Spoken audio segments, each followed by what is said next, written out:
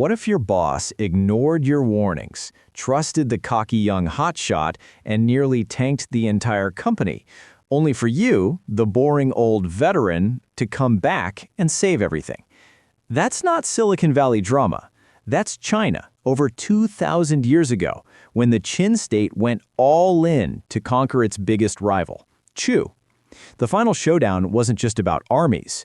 It was about patience versus ego, veterans versus rookies, and one man's genius for surviving both the battlefield and office politics.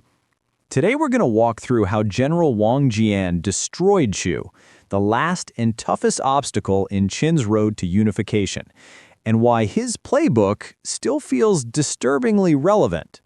By the late 220s BCE, Qin had already bulldozed through Han, Zhao, and Wei. Think of it as a ruthless tech giant swallowing up smaller startups. But Chu was different. Chu was sprawling, unpredictable, and way bigger than the rest. It was like trying to take down Amazon after you'd been gobbling up Etsy and Tumblr. Geography alone made Chu a nightmare. Its territory stretched across fertile plains and river systems. The rivers were highways for troops and supplies. Chu could raise new armies almost as fast as Qin could kill them. It was the last dragon standing, and Qin couldn't claim China Inc. without breaking it. On the Qin side, we have the cast. Li Xin, the young, ambitious general. Imagine a hotshot manager who just got his MBA and insists he can outwork everyone. Wang Jian, the old warhorse. Been around forever, fought every campaign, knows the messy realities of logistics and politics. Xiang Yan, Chu's last great general. Think of a grizzled guerrilla leader who knows every back road and swamp. The king of Qin, Zhang. He's basically the CEO of Qin Corp, later to rebrand himself as Qin Shi Huang, first emperor of China, ambitious, restless, and allergic to excuses. That's the board. Now let's watch the first blunder. The king of Qin wanted results. He was in a hurry. Unification wasn't just a dream, it was an obsession. And like every impatient boss, he listened to the wrong guy. Wang Jian, the old vet, warned him, "We need 600,000 troops to break Chu. Nothing less." That's the ancient world's version of saying, "We need the full budget, not a half-baked MVP." Then Li Xin stepped in. "Nah, 200,000 will do. We're faster, leaner, smarter. Trust me." Cue the startup pitch deck, complete with promises of disruption and hockey stick growth charts. The king, naturally, chose the younger man. After all, who doesn't like someone promising cheap, fast, and glorious? So Li Xin marched out with 200,000 troops. At first, it looked brilliant. Qin army stormed into Chu, taking several cities in quick succession. The news reports, if there had been any, would have hailed it as lightning war or next-gen warfare. Then Xiang Yan arrived. The Chu general saw exactly what was happening. A lean force, stretched too thin, celebrating its early wins. He set the trap. Li Xin's troops got lured deep, their supply lines pulled like rubber bands, and then snap. Chu's army smashed them in a counterattack. The Qin camp was burned, officers killed, soldiers scattered. It was a rout.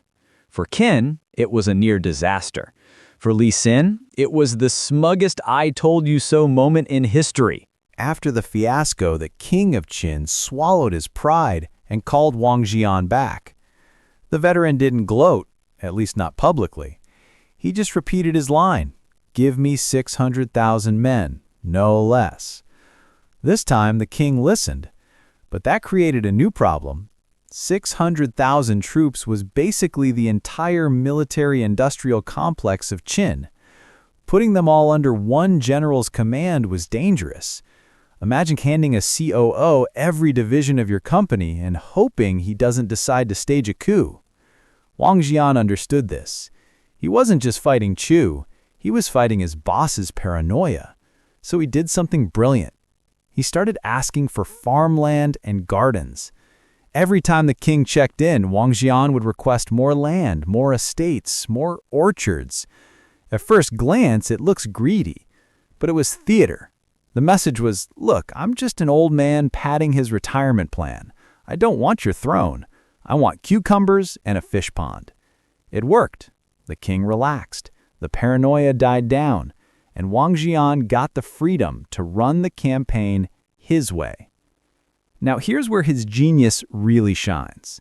With 600,000 troops, most generals would rush forward, desperate to prove themselves. Wang Jian didn't. He dug in, built fortified camps, kept the army rested. For weeks, maybe months, he avoided direct battle. To outsiders, it looked like cowardice.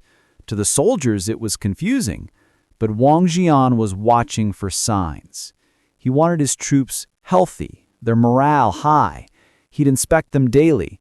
He'd look for silly little things. Were they throwing stones for fun?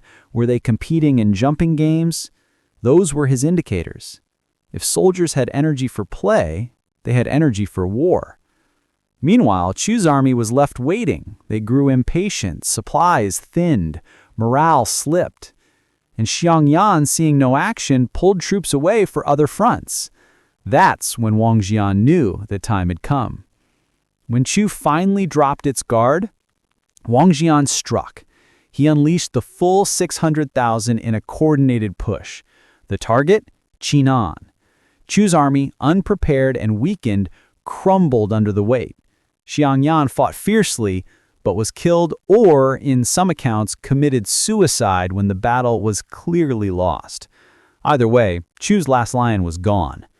With the main Chu force destroyed, the road to the capital was wide open. Wang Jian marched to Shouchun, Chu's seat of power. The Chu king was captured. For a state that had once dominated southern China, this was the final curtain. Chu ceased to exist. And Wang Jian wasn't done. He pressed further south, sweeping into regions like Kuaiji. It wasn't just about conquest. It was about sealing the borders. No chance for a revival, no room for guerrilla holdouts. The dragon was dead, and Qin nailed its head to the wall. So what do we take away from this? Besides, don't ignore the old guy with experience. Lesson 1. Don't underfund critical missions. Chu wasn't some backwater. It was a giant with resources and armies. Sending 200,000 was like showing up to a heavyweight fight with one glove. Wang Jian understood the scale of the challenge. Lesson 2. Timing beats bravado. Li Xin's fast strike looked good until it collapsed. Wang Jian's patience looked weak until it crushed the enemy. Controlling tempo, not just throwing punches, wins wars. Lesson 3. Managing upward is part of the job. Wang Jian's farmland requests weren't greed. They were corporate PR. He neutralized the CEO's paranoia so he could focus on the war. That's leadership as much as logistics. Lesson 4. Sealed the deal. After crushing Chu, Wang Jian didn't stop. He went further south, shutting down any chance of a comeback. It's like buying out your competitor and immediately locking down their supply chain. Ruthless, but effective.